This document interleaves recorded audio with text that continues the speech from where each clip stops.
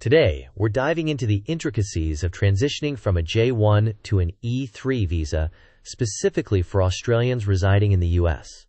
If you're a physician or planning to make this transition, here's what you need to consider.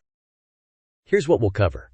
Non-immigrant intent of both visas, the critical 212E requirement, how it impacts the E3 visa, potential waiver options, and some key recommendations to consider.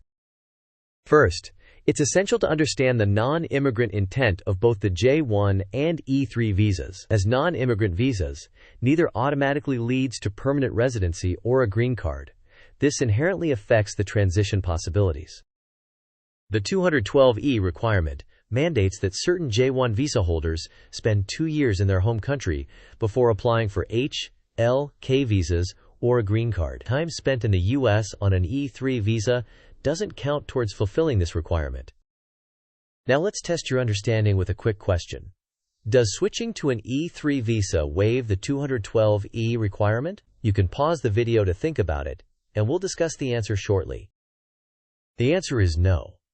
A switch to an E3 visa does not waive the 212E requirement. The home residency obligation persists unless a waiver is obtained. Switching to an E3 visa allows you to remain in the U.S. as a non-immigrant. However, it doesn't waive the 212E requirement. If you wish to apply for an H-L-K visa or a green card, you'll need to fulfill or waive the 212E requirement first.